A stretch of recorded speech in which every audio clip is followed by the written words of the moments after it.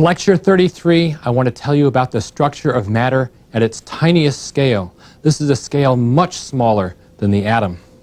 It turns out our great principle is that atoms are composed of even smaller particles called quarks and leptons. I'll begin by trying to give you some philosophical sense of the basis of why particle physicists approach the subject the way they do. Now, this is very abstract ground.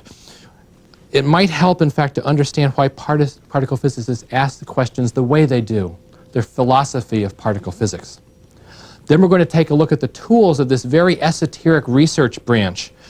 We're going to look at great particle accelerators and daunting mathematical theories that are used to tackle the nature of the subatomic world. I'm going to walk you through the particle zoo and try to make some sense of the confusion of all these subatomic beasts. And finally, we're going to look once more at the Big Bang, the largest scale of the universe, from the perspective of how all the matter and energy and forces and motions of the universe can be united into one seamless framework. This is a huge challenge. So let's get started. Particle physics is a subject of astonishing connections. And it often amazes me the way in science different unrelated, seemingly unrelated parts of the natural world come back together and are indeed connected. We've seen these links frequently in the past, and we'll see them again in the coming lectures. For example, you explore atoms at the smallest scale of the nucleus, and suddenly you get a deep understanding of how stars operate through the fusion of hydrogen as giant nuclear reactors. The study of stars and their evolution leads to an understanding of how all the chemical elements of the periodic table form. You can study distant galaxies, but that leads to insights about the origin of the universe itself, the Big Bang, as well as the ultimate fate of the universe. But then, to know that fate, you have to understand the mystery of the missing mass, the dark matter. And to understand dark matter, you have to go back to the atom, the subatomic particle, the smallest scale of the universe. Well, first, I want to set the stage by considering a philosophical point. How does a particle physicist think about the universe? How do you think about particles that are smaller than the atom that you're never going to see, you're never going to experience firsthand? I want you to imagine yourself walking through a small New England village. And I want you to imagine walking around the town square, and there are two houses side by side on that square. These are the Cape Cod style houses, the beautiful white painted picket fence surrounded houses. But one of them is not quite as nice as the other one. The first house you come by is perfectly symmetrical. The shutters are neatly painted and hanging straight. The pickets are all in line along the fence. The pavement up to the front door has nice bushes and shrubs symmetrically lined about it. It's a beautiful house. But the house next door, there's something not quite right. One of the pickets is missing. The shutter is slightly askew. The paint job is old and it's cracked and frayed. Maybe some of the bushes are overgrown or not quite level. It's an asymmetrical house. Now, most people would prefer the neat, the painted, the perfectly symmetrical house to the one that's a little off, a little decayed, a little sad in that respect. And it turns out particle physicists are no different about the way they think about their universe. They want their universe to be neat. They want it to be symmetrical. They want it to be elegant and simple. Now, this is the philosophical point. There's no way we can be sure, and indeed the universe will be what it is. But that's the way particle physicists think. One of the greatest challenges in physics is the search for a theory of everything. That's a single set of equations which describes the property, the behaviors of all the different kinds of matter, all the different forces in the universe. This quest is an example of reductionism. And recall, we've talked about reductionism before. This is the attempt to describe the physical universe in terms of its most basic building blocks. In the extreme, a reductionist might tell you that all natural phenomena are predictable consequences of the behavior of these smallest particles and their interactions. And there are lots of examples of this. For example, the atomic theory, which says you can understand the physical world in terms of the atoms and how they're bonded together, that's an example of reductionism. Reductionism also is very common these days in genetic research. There are a number of people who think of living organisms as having individual genes, and those genes organize different properties. For example, you'll have a gene for blue eyes, a gene for tallness or shortness. Perhaps there's a gene for alcoholism. Perhaps there's a gene for homosexuality. In other words, reductionism, you can say large-scale behavior is the result of individual subunits of an organism. Well, other scientists would argue against this approach, at least as an exclusive way to think about physical systems. That they'd say the collective properties of many systems are not simply predictable because you have what are called emergent properties, complex properties that arise that can't be predicted just from atoms or quarks or leptons or whatever unit you want to talk about. They would say you have atoms, but how could you predict just having atoms that you'd form planets and stars? Once you form a planet, how could you predict the origin of life, which arises from a planet? Once you have life, how could you predict the origin of consciousness? And from consciousness, how can you predict the origin of concepts like beauty and truth? Well, much progress in devising a theory of everything has been made by experimentalists. Whether or not you accept reductionism or want to look at more complex systems, this still is a vital part of science. And so we have high-energy physicists. We have particle physicists who look at nature at the smallest scale. As physicists probe nature at smaller and smaller scales, they have to use higher and higher energies to smash apart their particles, and so they need bigger and bigger machines. And these machines are called particle accelerators. These are the tools of the trade. Now, the particle physicists who use machines go hand in hand with the theorists. And there also is an arsenal of mathematical theory that goes with particle physics, because you need to understand matter and forces and interpret them as mathematical relationships. Now, ironically, the mathematics of this theory of everything is extremely complex. Even though it's trying to describe the basic physical world around us, just the stuff and substance around us, the mathematics is almost indecipherable by all but just a few people around the world. They start talking about models in 10 dimensions or in 26 dimensions, as opposed to the 3 dimensions of space and the dimension of time that we experience in our everyday life. This becomes very abstract indeed. The particle accelerators are less abstract. In fact, the concept is quite straightforward. These are machines that employ powerful electromagnetic fields to accelerate particles, and they basically act as bullets, just like in Rutherford's original experiment that discovered the nucleus. You have massive detectors that record these collision events as the atomic bullets, the subatomic bullets, smash into other particles, sending out a spray of particles, including some of these subatomic beasts we're going to talk about. The earliest of the high-energy physics experiments, they used the irregular and the unpredictable stream of cosmic rays that constantly stream down to the surface of the Earth. And to run an experiment like that, you just had to wait around until a cosmic ray hit your experimental apparatus and hope that something interesting would happen. In the 1930s, the first of the particle accelerators, machines that controlled the control of these high-energy particles, was made. Ernest O. Lawrence invented the first particle accelerator. It was called a cyclotron. It actually was something you could hold in your hand, and it accelerated electrons, very high speeds, approaching light speeds in later versions. And once the electrons were up to speed, they were allowed to collide with other particles. There have been subsequent machines, huge machines, called synchrotrons and linear accelerators. Some of these are several kilometers in length. And indeed, the largest of all the synchrotrons was going to be the superconducting supercollider. And I'm sure you've heard about this. This is a giant accelerator that was being planned and was then canceled by the US government because of its cost. It was going to be 85 kilometers around. It was in Texas. It was going to cost us $12 billion. And it's really a shame in the sense that it wasn't bad science. It was exciting, fascinating science, forefront science, but it's just too expensive at $12 billion.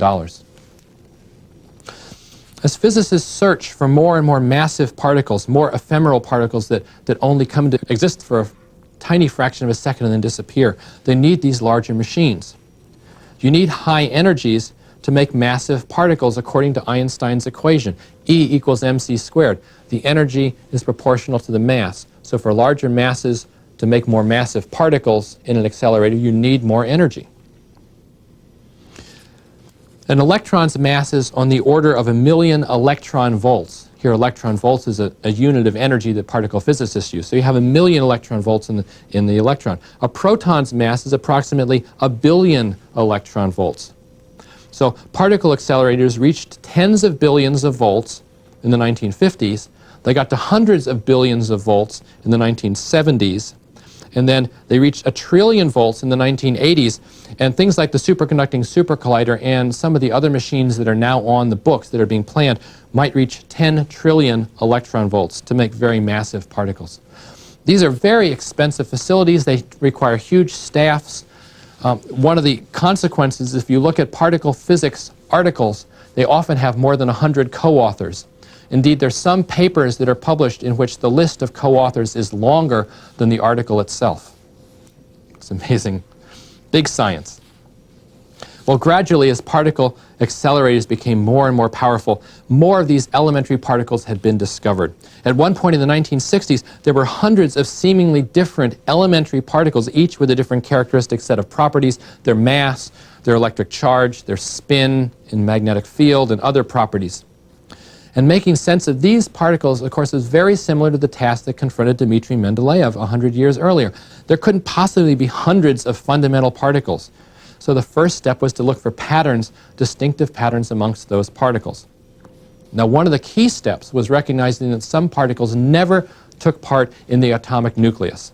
That is, they always resided outside the nucleus, while other particles always seem to be associated in one way or another with the atom's nucleus. And this was one way of separating particles, at least into two large groups. Well, at this point, we have to introduce some new names. I'm going to apologize for this because I hate the introduction of lots of names in science, but sometimes you have to have them. Sometimes just for the discourse, it's essential. And particle physicists have invented lots of names for all these particles. We're only going to consider 4 major names, 4 major groups. The first are the leptons. Leptons are a class of 6 different particles that can't exist in the nucleus, that fly away from the nucleus when they're produced. And we've already seen the negatively charged electron. It flies out of the nucleus during beta decay, remember. We've also seen the electrically neutral neutrino, which also flies out of a nucleus when you have a beta decay or other kinds of nuclear reactions. These are particles, the electron and neutrino, that cannot exist in the nucleus. There are 2 other particles, the tau and the mu, which are charged like the electron and more massive. They're just leptons. Forget tau and mu, but just remember lepton here. And the remaining 2 particles are other brands of neutrinos, the tau neutrino and the mu neutrino, also electrically neutral particles. There's strong evidence now that the neutrinos actually do have mass, because it appears that they spontaneously oscillate or switch from one kind of neutrino to another. Do you remember the solar neutrino problem we talked about? That you only see 1/3 of the neutrinos you expect? It's believed that's because the normal ordinary neutrinos oscillate to tau and mu. And so you have 1/3 of each kind, and so we only see 1/3 as many neutrinos as we'd expect. That suggests that neutrinos have mass. That's the leptons, 6 particles, 3 neutrinos, the electron, the tau, and the mu. Then we have the hadrons, the second name I want you to remember, hadrons. These are all the varied particles that reside in the atom's nucleus. It includes protons, it includes neutrons, and lots of other stuff. Indeed, there are hundreds of other hadrons, some of which are extremely short-lived, only a few milliseconds or fractions of a second, a microsecond. And this diversity suggested to many physicists that there are more fundamental particles still. Something must make up those hadrons. And that's where quarks come in. The third name I want you to remember, quarks. Quarks were first proposed in the late 1960s by the American physicist Murray Gell-Mann. Quarks are a curious collection of 6 particles. They combine always in 2s or in 3s to form the hadrons. Quarks have fractional charge. No other particles seem to have that, but quarks have charges, for example, of -1/3 or +2/3. These 6 quarks differ from each other in their mass, they differ from each other in their charge and other properties, and they're given fanciful names, things like the top and the bottom quark, the up and the down quark. Now, the proton, for example, is just formed from 2 up quarks and 1 down quark. The up quarks have +2/3 charges, and there are 2 of them. The down quark has a -1/3 charge. That gives you a total charge of +1. The neutron, on the other hand, is formed from 2 down quarks, 2 times -1/3, and one up quark, a plus 2/3, and that gives you a neutral neutron. The existence of quarks was actually demonstrated experimentally by scattering electrons off hadrons. And this was very similar to Rutherford's experiment. Instead of using his atomic bullets, the alpha particles that bounced off gold nuclei, you start with electrons. The electrons are repelled by the quarks, and so you see some very interesting scattering patterns. Some electrons actually bounce back at you. This indicates the point charges, the quarks, are there.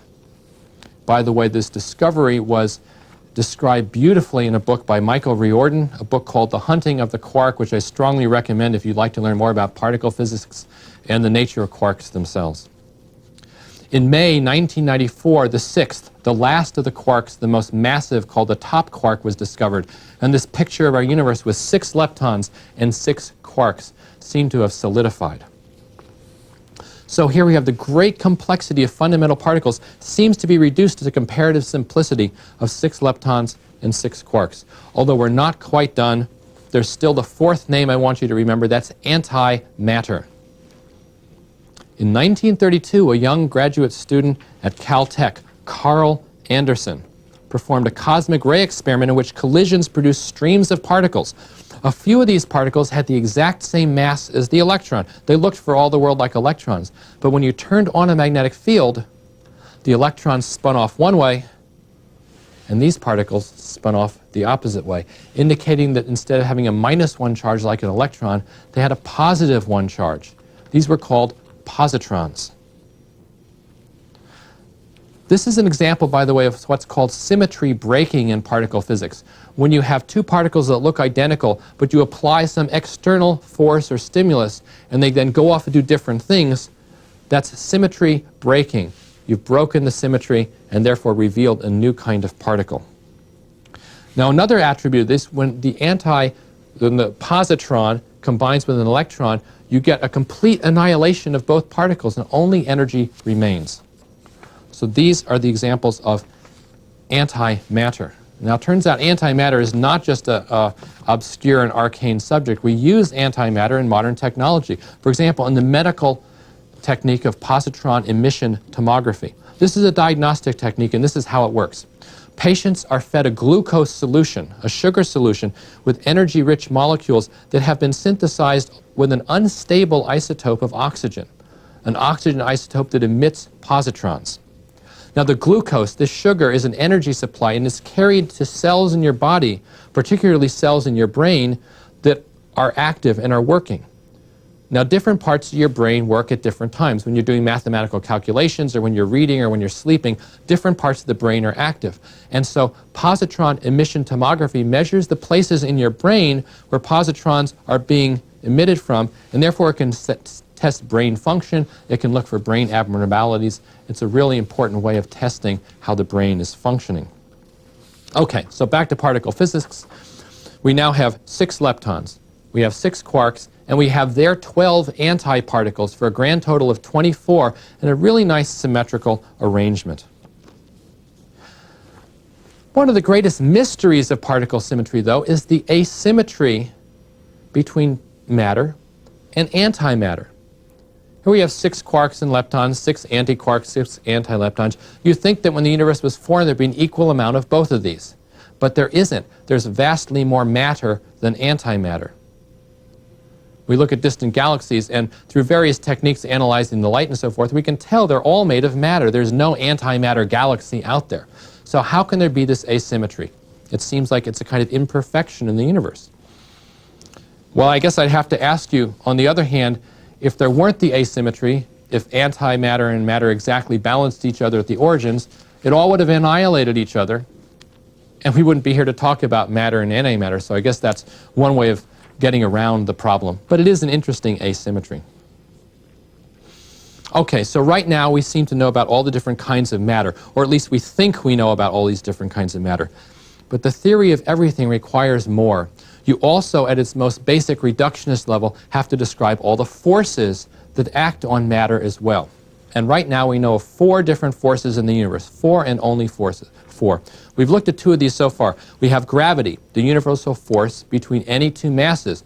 Gravity is a relatively weak force as forces go, but it acts over very large distances, and you can create very large masses. You can just keep building up masses larger and larger, so you can have gravitational forces acting significantly over the vast distances of the universe. Then we have the electrostatic force, or the electromagnetic force, the force between charged particles. This is a much, much stronger force than gravity, many orders of magnitude stronger. But in the universe, you very rarely have large charged objects. A planet will not develop a huge positive or a huge negative charges because the positive and the negatives tend to balance out. So electrostatic forces, while they operate over vast distances, they're really significant in the distance of atoms, that is in chemical bonding. That's where we really see electrostatic forces come into play. The third force is called the strong force. The strong force is what holds the nucleus together against the electrostatic repulsion of two protons, two positive charges. Now, it also, this strong force comes into play with nuclear fusion and fission reactions, and that's why so much energy is released, because this is a very strong force, and lots of energy is associated with the binding of an atomic nucleus. The strong force only acts, by the way, on the scale of the nucleus. And finally, there's the weak force. We know the weak force exists because electrons and neutrinos go flying out of a nucleus. So there has to be some force that causes them to fly away. And we call that force the weak force. It's the force that makes leptons repelled from the nuclear particles, the quarks, the hadrons. Okay, now comes the really amazing part. Hold on to your hats here. According to the modern theory of particle forces and different kinds of fundamental leptons and quarks and so forth, this is called the Standard Model. According to this theory, all of those 24 different fundamental particles, all the four forces are in some deep sense one and the same thing. These are not 24 different particles and 4 different forces. The forces and the particles are the same thing. And here we have to come back to symmetry and symmetry breaking. Imagine taking all the familiar objects in your everyday world and heating them up to an extremely high temperature, so hot that the metals and the plastics and the glass all merge together in one vaporous state and then become a plasma. And then even the plasma breaks down, so all you have are separate protons and neutrons and electrons flying around in that plasma because you've heated things up so hot, everything smashes apart. In that sense, all the materials around us are one and the same. They all look exactly the same at high enough temperature. And it's only after you condense them out, cool them out, that the varied properties of materials that we see in our world appear.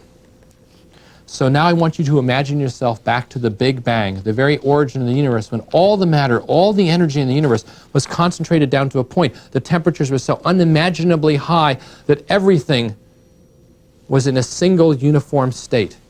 All the matter, all the energy, all the forces, all the motions were just a single entity.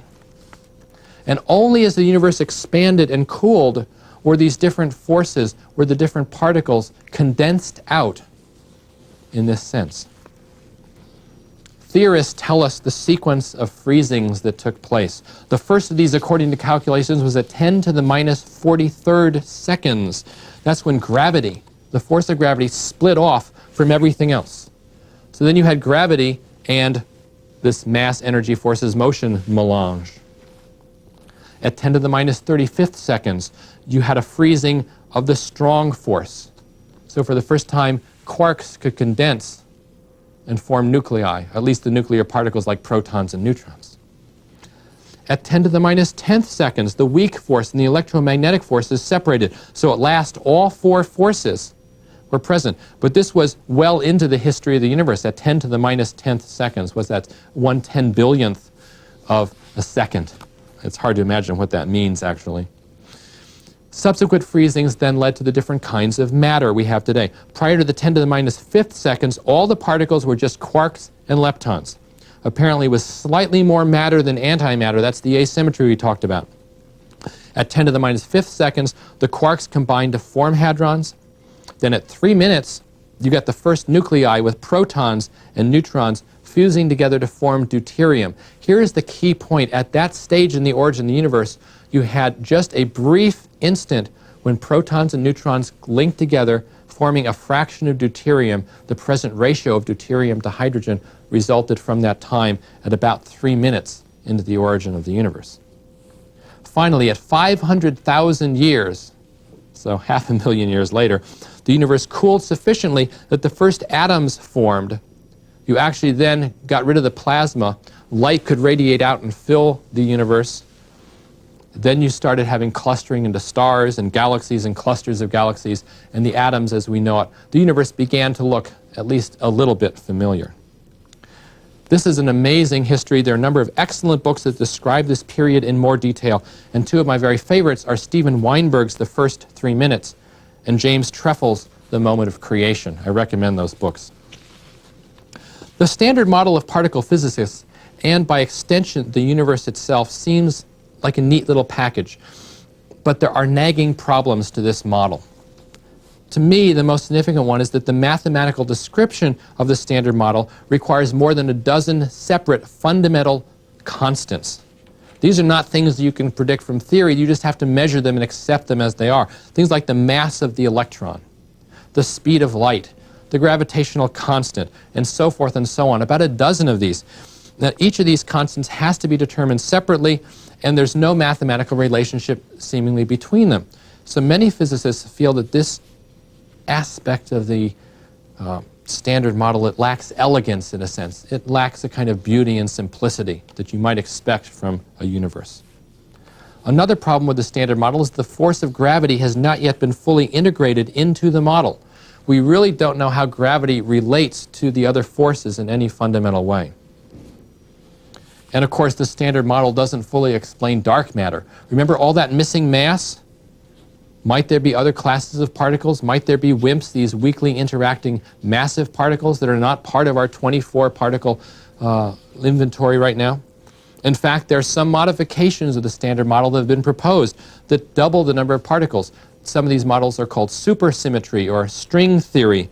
And if they double the number of particles, some of those particles may correspond to WIMPs that we have not yet detected or seen in any way. Well, finally, I want to consider the implications of finding a theory of everything. What would it mean to discover a single set of equations that describes all the matter and all the forces in the universe? I think a lot of people would agree with British astrophysicist Stephen Hawking. In his book, A Brief History of Time, he writes, quote, "The ultimate theory of the universe would bring an end to a long and glorious chapter in the history of humanity's intellectual struggle to understand the universe." Well, most people would agree with that, but I guess the question is, would such a theory be even more than that? Some scientists claim that such a discovery would mark the end of science, that everything of significance would have been discovered, that if you discover the ultimate reductionist laws, that everything else follows. Hawking even pushes the hyperbole further, I think. He calls a successful theory of everything, quote, "the ultimate triumph of human reason, for then we would know the mind of God." Well, I'm not quite so sure, but I resort to the American physicist Richard Feynman, who saw a much broader hierarchy of ideas. One extreme of this hierarchy, he reasoned, encompasses the overarching laws of physics. That would be the theory of everything. Perhaps someday, even a theory that described all forces, all motion, all matter, and all energy in one simple set of equations. But he said, moving up the hierarchy of ideas, you find ever more complex concepts. You have the atom. You have heat, a salt crystal. Think of a thunderstorm. Think of a frog, of an ecosystem. Then history, beauty. So Feynman asks, which end is nearer to God, beauty and hope, or the fundamental laws? And he answered, I don't think either end is nearer to God. It may be true that we cannot comprehend the mind of God without a theory of everything. But even if we were to devise that theory that explained the working of all the forces and allowed us to predict every possible interaction of every kind of particle, we'd only know the ground rules of the game of the universe. Nothing in that theory could prepare us for the organizing principles of the complexity that surround us. In summary, in this lecture, I've tried to give you a sense of the world of particle physics and of particle physicists. We've seen that this world is constrained by observations of the smallest particle. 6 quarks, 6 leptons, there are 12 antiparticles. We've also seen that this is a subject of deep mathematical complexity, whose practitioners search for a degree of simplicity and symmetry, and yes, even beauty. Whether this pursuit brings us closer to God, however, I leave to you and your good judgments to decide. In the next lecture, I'm going to come back to a more comprehensible scale of space, although not necessarily a comprehensible scale of time, as we discuss the origins of our own solar system.